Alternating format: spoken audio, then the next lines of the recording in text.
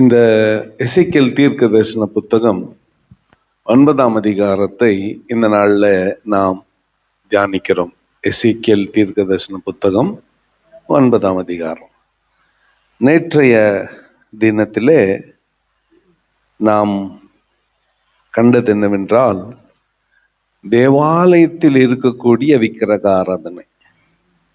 நேற்று ஃபர்ஸ்ட் எருசலேமின் மலைகளின் மீது நடக்கிற விக்கிரக ஆராதனை, அடுத்து எருசலேம் பட்டணத்துல நடக்கிற விக்கிரக ஆராதனை, அதுக்கு முன்னதாக இஸ்ரவேல் தேசத்துல நடக்கிற விக்கிரக ஆராதனை, கடைசியா தேவாலயத்தில் வைக்கப்பட்டிருக்கிற அருவருப்பான சிலைகள், பக்கத்துல இருக்கிற ரகசிய அறையில ஆசாரியர்கள் மூப்பர்கள் தூபமிட்டு புகையெழுப்பி விக்கிரகத்தை சேவித்து கொண்டிருக்கிற அந்த காட்சியை காண்பித்து, இதெல்லாம் தேவாலயத்தில் நடக்கிறது. ஆகவே நான் என்னத்தை கொண்டு வருகிறேன்?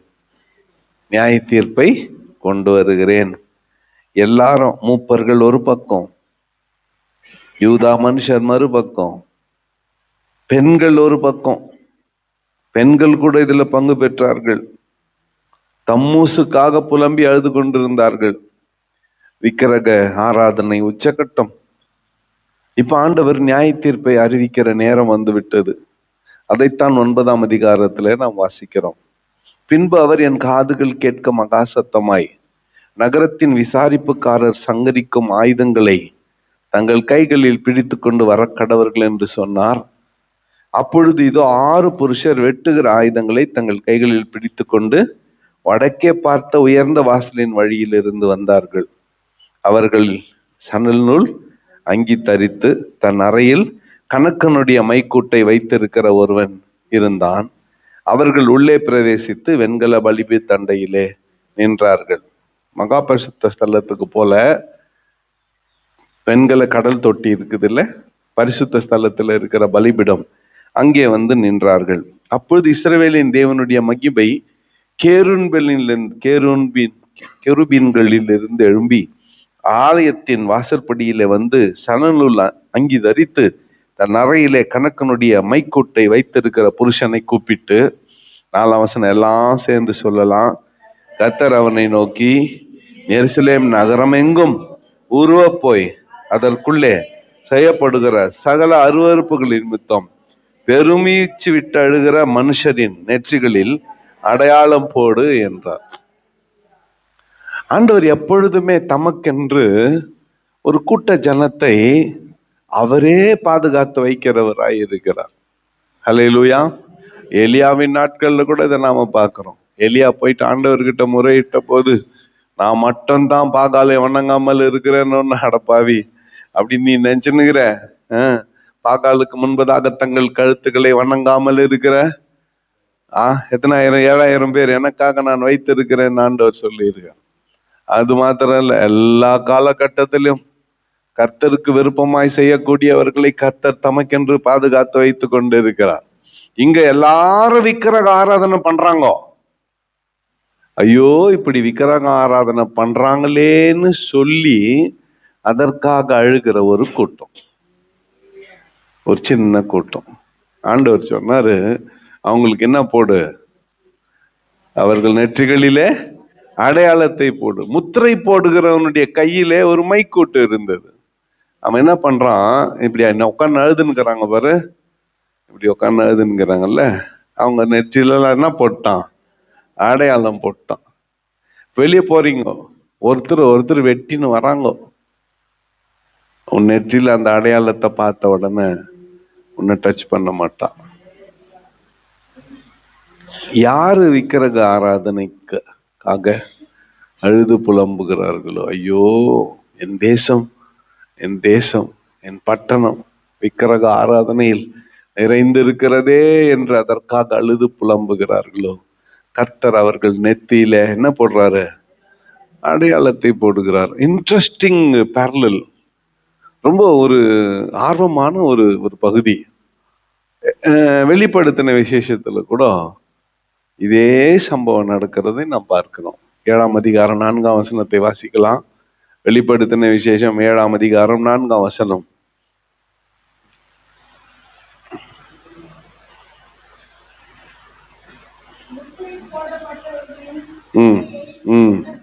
முத்திரை போடப்பட்டவர்களின் தொகையை சொல்ல கேட்டேன். இஸ்ரவேல் புத்திரருடைய சகல கோத்திரங்களிலும் முத்திரை போடப்பட்டவர்கள் 1,44,000 பேர். அங்க கூட அதே தான் சூழ்நிலை. வெளிப்படுத்தின விசேஷத்துல கூட அதே தான் சூழ்நிலை. அந்தி கிறிஸ்துவால, கள்ளத்தீர்க்கதரிசியால தங்களை கெடுத்து கொள்ளாதவர்கள், கன்னிகளால் தங்களை கெடுத்து கொள்ளாதவர்கள், கரை திரை இல்லாத ஒரு கோத்திரத்துக்கு 12,000 பேருன்னு 12 கோத்திரத்துக்கு 1,44,000 பேரு யூத வாலிபர்களை கர்த்தர் தமக்கென்று பிரித்தெடுத்து முத்திரை போடுகிறார். இது எப்போ? மகா உபத்திரவ காலத்துல சம்பவிக்க போகிறது. இந்த 1,44,000 பேரும் இவாஞ்சலிஸ்ட், உலகமெங்கிலும் சுவிசேஷத்தை அறிவிப்பார்கள். அவங்கள யாரும் ஒண்ணும் பண்ண முடியாது, டச் பண்ண முடியாது அவங்கள. முத்திரை, ஏன்னா அவங்க யாரு? அவங்க யாரு? முத்திரை போடப்பட்டவர்கள். அவங்க யாரு சொல்லுங்க? முத்திரை போடப்பட்டவர். இங்க கூட பாருங்க, இந்த 6 பேர் கையில பட்டயத்தை வெட்டி வைத்துக்கொண்டு பட்டணத்துக்குள்ள போய் எல்லாரையும் வெட்டுறாங்க. ஆனா ஐயோ என் தேசம் விக்கிரக ஆராதனையில் இருக்கிறதே என்று அழுதி புலம்பிக் கொண்டிருந்தவர்கள் மேல என்ன போட்டாங்க? அடையாளத்தை போட்டாங்க. அவங்க மேல யாரும் கை வைக்கிறது இல்லை. இப்பவே ஆரம்பமாகுது. எது? தண்டனை ஆரம்பமாகுது. 5ஆம் வசனத்துல, பின்பு அவர் என் காதுகள் கேட்க மற்றவர்களை நோக்கி, நீங்கள் இவன் பின்னாலே நகரமெங்கும் உருவ போய் வெட்டுங்கள், உங்கள் கண் தப்ப விடாமலும் நீங்கள் இறங்காமலும் முதியோரையும் வாலிபரையும் கன்னிகைகளையும் குழந்தைகளையும் ஸ்திரீகளையும் சங்கரித்து கொன்று போடுங்கள், அடையாளம் போடப்பட்டிருக்கிற ஒருவனையும் கிட்டாதிருங்கள், என் பரிசுத்த ஸ்தலத்திலே துவக்குங்கள் என்று என் காதுகள் கேட்க சொன்னார். எங்க ஸ்டார்ட் பண்ணுங்க? தேவாலயத்துல. நேற்று எங்க காட்சி காமிச்சாரு? இங்கத்தான் தூபம் போட்டுனுக்கிறானுங்கல்ல, முதல்ல இவனுங்களை வெட்டுனார், ஃபர்ஸ்ட் பாஸ்டர் போடுனார்.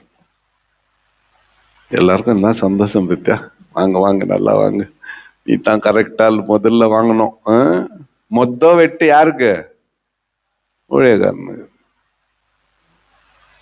ஆமா, ஆண்டவருடைய நியாய தீர்ப்பு ஆண்டவருடைய வீட்டுல தான் ஆரம்பமாகும். மொத்த அடி யாருக்கு? ஃபர்ஸ்ட் ஷாட் யாருக்கு? ஊழியக்காரனுக்கு. நியாய தீர்ப்பு எங்க ஆரம்பமாகிறது? ஆண்டவருடைய வீட்டுல. எவ்வளவு கேர்ஃபுல்லா, ஒரு 10 பேர் செத்துட்டு பிறகு ஆண்டவர் போதும் விட்டுருப்பான்னு சொல்லிடுவாரு ஒருவேளை. ஆனா 10 பேர் போந்து தான்ல. என்ன இப்படி பாக்குறீங்க? தாவீது ஜனங்களை எண்ணிட்டான். 3 வருஷம் பஞ்சமா, 3 மாசம் சத்துருக்களால் துரத்தப்படணுமா, 3 நாள் 400 அடிக்கணுமானா, செத்தாலும் உமது கரத்தில் சாகிறேன்னு சொன்னா, சங்காரதூதன் புறப்பட்டான், 85,000 பேர் செத்துட்டாங்க இல்ல. எருசலேம் பக்கமாய் திருப்புறான் தாவீது, ஐயோ பாவம் செஞ்சது நான் தானே, இந்த ஆடுகள் என்ன செய்தது என்று சொன்ன போது ஆண்டவர் சொன்னார், போதும் நிறுத்தினார். அதுக்குள்ளதான் போயிச்ச. இந்த 85,000 ஃபர்ஸ்ட் யார் விழுறது? வெட்டு யாருக்கு சொல்லுங்க? ஊழியர். ஏன் வெட்டுனுக்கு? இந்த சிலையை எடுத்துன்னு வந்து உள்ள வைக்கிறதுக்கு காரணமே இவன் தான்.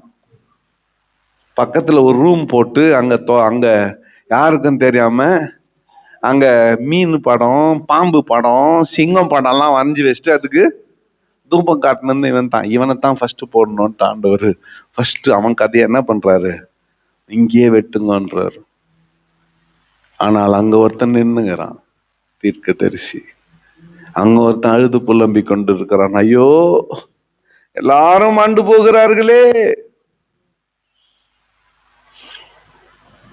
இந்த வெட்டின பிரேதங்களை கொண்டு வந்து தேவாலயத்துல போடுறாங்க. கொஞ்சம் கவனிங்களேன். ஏன் ஆண்டவர் இந்த வேலையை செய்யறாரு? டேய், நீங்க தான் தீட்டுப்படுத்துவீங்களா? நான் படுத்துறேன் பாரு, நான் படுத்துறேன் பாருன்னு. நீங்க விக்கிரகங்களுக்கு சூடமிட்டு விக்கிரகத்தை கொண்டு வந்து நீங்க தீட்டுப்படுத்துனீங்க. நான் பிணத்தை கொண்டு வந்து தேவாலயத்தை என்ன பண்றேன்? தீட்டுப்படுத்துறேன்னு பிணங்களை கொண்டு வந்து ஆண்டவர் தீட்டுப்படுத்துறாரு. நான் ரொம்ப வசனமா இருக்கு. ஏன்னா திங்கக்கிழமை தான் இதுக்கு விடை கிடைக்க போகுது. இப்படி பண்ணிட்டாரு. எப்படின்னா, ஆண்டவரே அவருடைய இடத்தையே காலி பண்ணிடுறார். ஆண்டவர் அவர் இடத்தையே காலி பண்ணார். இங்க இருக்குது கிருபாசனம், மகா பரிசுத்த ஸ்தலம், உடன்படிக்கை பெட்டி. கிருபாசனத்தின் மத்தியில இருந்து ஆளுகை செய்கிறவரு என்ன பண்றாரு? இந்த புத்தகத்துல தான் இவனுக்கு ஒத்த தீர்க்கதரிசி, இனி நான் உங்கள் மத்தியிலே வாசம் பண்ண மாட்டேன் அப்படின்னுட்டு கர்த்தரே விலகி போயிடுறாரு. திங்கக்கிழமை அதை குறித்து தியானிக்கலாம். உங்களுக்கு முன்னோட்டம் எல்லாம் சொன்னா தான் எல்லாரும் திங்கக்கிழமை அதை குறித்து தியானிக்கலாம். ஆனா இன்னைக்கு அங்கேயும் ஒருத்தன் என்று அழுது கொண்டிருக்கிறான், புலம்பிக் கொண்டு இருக்கிறான். ஐயோ, அவர்கள் வெட்டி கொண்டு போகையில் நான் மாத்திரம் தனித்து முகம் குப்புற விழுந்து, கர்த்தராகிய ஆண்டவரே தேவரீர் எருசலேமின் மேல் உமது உக்கிரத்தை ஊற்றுகையில் இஸ்ரவேலின் மீதியானவர்கள் எல்லாம் அழிப்பீரோ என்று முறையிட்டான். அதுக்கு கர்த்தரு, நீ என்ன ஜெபம் பண்றான்? இந்த முறை நான் விட மாட்டேன், இந்த முறை நான் இவர்களை தப்ப விட மாட்டேன். ஏன்னா இஸ்ரவேலும் யூதாவும் ஆகிய வம்சத்தாரின் அக்கிரமம் மிகவும் பெரியது. தேசம் இரத்தப்பழிகளால் நிறைந்திருக்கிறது, நகரமும் மாறுபாட்டினால் நிரப்பப்பட்டிருக்கிறது. கர்த்தர் தேசத்தை கைவிட்டார், கர்த்தர் பார்க்க மாட்டார் என்று சொல்லுகிறார்கள். இவன் தீர்க்கதரிசி அழுதா கூட, வேண்டுனா கூட, அவர்களுடைய பாவம் மிக பெரியது, அவர்களுடைய தேசம் இரத்தப்பழிகளால் நிறைந்திருக்கிறது, இஸ்ரவேலரின் அக்கிரமம், யூதா மனுஷரின் அக்கிரமம் மிகவும் உக்கிரமாய் இருக்கிறது. ஆகையால் என் கண் தப்ப விடுவதில்லை, நான் இரக்கம் செய்வதும் இல்லை. அவர்களுடைய வழியின் பலனை அவர்கள் சிரசின் மேல் இறங்க பண்ணுவேன் என்று சொன்னார். நல்லா கவனிச்சுக்கணும். நாம செய்யறதுனுடைய பலன் நம்ம தலைமையிலேயே வந்து பலிக்கும். ஒருத்தரும் தப்பிக்க முடியாது. அப்போ தீமை வேண்டாம் ஆண்டவரே, தீமையை வெறுத்து நன்மை செய்கிறவர்களாய் நாம் மாற வேண்டும். அல்லேலூயா. எந்த வார்த்தையை சொல்லி மற்றவர்களை நிதானிக்கிறோமோ, நியாயம் தீர்க்கிறோமோ, அதே வார்த்தைகளால் நாம் நியாயம் தீர்க்கப்படுவோம். எந்த சொல்லால மற்றவங்களை சொல்லலுமோ அதே சொல்லு நமக்கு விரோதமாய் சொல்லப்படும். அப்ப நாம எவ்வளவு எச்சரிக்கையாய் இருக்க வேண்டும். ஆண்டவர் சொல்றது, என் கண் தப்ப விடுவதில்லை, நான் இரக்கம் செய்ய போவதில்லை, நான் எடுத்த முடிவுதான், நியாய தீர்ப்பு வந்து நிறைவேறியே தீரும். இப்போ 11ஆம் வசனத்தை அனைவரும் சேர்ந்து வாசிக்கலாம். இதோ சணநூல் அங்கி தரித்து தன் அறையிலே புருஷன் வந்து, நீர் எனக்கு கட்டளையிட்டபடியே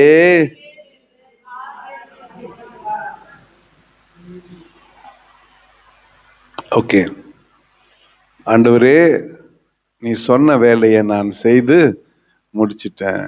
6 பேர் கையில பட்டயம், 6 பேர் எதிர்க்க இருக்கிறவங்களெல்லாம் வெட்டி தீர்த்தார்கள். தேவாலயம் பிணங்களால் மாசுபட்டது, தீட்டுப்பட்டது. ஆனா கொஞ்சம் 3ஆம் வசனத்தை வாசிக்கலாம். சிறுவனுடைய தேவனுடைய மகிமை கேருன்கள் மேலே ஆலயத்தின் வாசல் வந்து சணல் நூல் தங்கி தரித்து தன் அறையிலே கணக்கனுடைய இந்த மைக்கூட்ட வச்சுன்னுகிற அந்த புருஷனை கூப்பிட்டது அது இஸ்ரவேலின் தேவனுடைய மகிமை, இஸ்ரவேலின் தேவனுடைய மகிமை எங்கிருந்து புறப்பட்டுச்சு? தேவாலயத்தின் வந்து அதுக்கு முன்னால கேருபீன்கள் மேலிருந்து எழும்பி மகா பரிசுத்த ஸ்தலத்துல என்ன இருக்கிறது? உடன்படிக்கை பெட்டி. அந்த உடன்படிக்கை பெட்டிக்கு மேல கேருபீன்கள், அங்கே இருக்கிறது கிருபாசனம். அந்த கிருபாசனத்திலிருந்து தேவனுடைய மகிமை எழும்பி வாசற்படிக்கு வந்து, வழக்கமா அங்கிருந்து அது வராது. வருஷத்துக்கு ஒரு முறை மகா பரிசுத்த ஸ்தலத்துக்குள்ள பிரதான ஆசாரியன் போய் அங்க தூபமிட்டு என்ன பண்ணுவான்? ஆண்டவருக்கு பலி செலுத்துவான். ஆனா இப்போ அங்க மகிமை அங்க இல்ல. ஜனங்களை விசாரிக்க புறப்பட்டு எங்க வந்துருச்சு? வாசலுக்கே வந்து விட்டது. அருமையான ஆண்டவருடைய பிள்ளைகளே, அப்போ இவ்வளவு ஆபத்துக்கும் மரணத்துக்கும் காரணம் கையில கத்தி வச்சிருந்தவன் இல்ல, ஆண்டவருடைய மகிமை. கட்டளை யாரிடமிருந்து பிறந்தது? கர்த்தரிடத்திலிருந்து பிறந்தது. அப்ப என்ன செய்யலாம்? ஆண்டவருடைய கைய கட்டி போடலாம். இன்னொன்னு சொல்லணும்னா முத்திரை போட்டுக்கலாம். என்ன போட்டுக்கலாம்? முத்திரை போட்டுக்கலாம். எத்தனை பேர் வெற்றவன் வந்தாலும் நம்மள தொட மாட்டான். அல்லேலூயா. ஒரு பேராபத்தை கர்த்தர் வைத்தார், ஆனால் அதுல நீயும் நானும் தப்பித்துக் கொள்வதற்கு வழியையும் வைத்தார். அல்லேலூயா. சரி, இதுக்கு ஒரு ஞான அர்த்தம் ஒன்று இருக்கிறது. இதற்கு ஒரு ஞான அர்த்தம் ஒன்று இருக்கிறது. நாம் எல்லாம் முத்திரை போடப்பட்டவர்கள். பைபிள் தெளிவா சொல்லுது. நம்ம நெற்றியிலே முத்திரை போடப்பட்டிருக்கிறது. நம்ம எல்லாம் முத்திரை போடப்பட்டவர்கள். அந்த முத்திரை ஆட்டுக்குட்டியானவருடைய முத்திரை, ஆண்டவராகிய இயேசு கிறிஸ்துவினுடைய முத்திரை. அவருடைய ரத்தத்தினாலே என்ன போடப்பட்டிருக்கிறது? முத்திரை போடப்பட்டிருக்கிறது. சங்கார தூதனுக்கு நம்மிடத்துல என்ன இல்ல? இடமில்லை. என்ன யோசிக்கிறீங்க? 1ஆம் தேதி, ஏப்ரல் 1ஆம் தேதி கொண்டாட போறோம். என்னது? பஸ்கா. பஸ்காவினுடைய சிறப்பம்சம் என்ன? பஸ்கா ஆட்டினுடைய ரத்தத்தை எடுத்து வீட்டினுடைய வாசலிலே தெளித்து சங்காரத்துடன் கடந்து போகும்படியாய் அந்த ரத்தம் நம்மை பாதுகாக்கும். ஹல்லேலூயா. கொரோனால டொமினியன் ஹார்வெஸ்ட் சர்ச்சை சேர்ந்த ஒருத்தர் கூட கொரோனால போல. 5-6 சாவாச்சு அந்த பீரியட்ல. ஹார்ட் அட்டாக்ல வயசாயிட்டு செத்தாங்கோ, அப்படித்தான் போனாங்களே தவிர கொரோனால ஒருத்தர் கூட போல. கர்த்தர் முத்திரை போட்டு காப்பாத்தினார். ஹல்லேலூயா. நான் வெக்கப்படுறது இல்லை இதை சொல்றதுக்கு. ஆமா, ஆட்டுக்குட்டியானுடைய ரத்தத்தை எங்க ஒவ்வொரு குடும்பத்தின் வாசலிலும் என்ன பண்ணோம்? தெளிச்சோம். சங்காரத்துடன் கடந்து போனான். நான் முத்திரை போடப்பட்டவன். இயேசு கிறிஸ்துவின் ரத்தம் என்கின்ற முத்திரை என் நெற்றியிலே போடப்பட்டிருக்கிறது. வெற்றவன் எத்தனை பேர் வந்தாலும் என்ன ஒண்ணும் பண்ண முடியாது. இந்த நம்பிக்கையோடு நாம் புறப்பட்டு சொல்லும். வழியிலே சங்காரத்துடன் இருந்தால் கவலை இல்லை, ஆபத்து காத்து கொண்டிருந்தால் கவலை இல்லை, மரணம் காத்து கொண்டிருந்தால் கவலை இல்லை. என் தேவனாகிய கர்த்தர் என்னோடு இருக்கிறார். அவருடைய முத்திரை என் நெற்றியிலே போடப்பட்டிருக்கிறது. எனக்கு தீங்கொன்றும் வராது. இதுதான் நமக்கு கர்த்தர் கொடுத்திருக்கிற நம்பிக்கை. இந்த நம்பிக்கையில நாம் கடந்து செல்வோம். கர்த்தர் தாமே இந்த வார்த்தைகளை நமக்கு ஆசீர்வதித்து தருவாராக. ஆவியில் ஏவப்பட்ட ஒருவர் சுருக்கமாக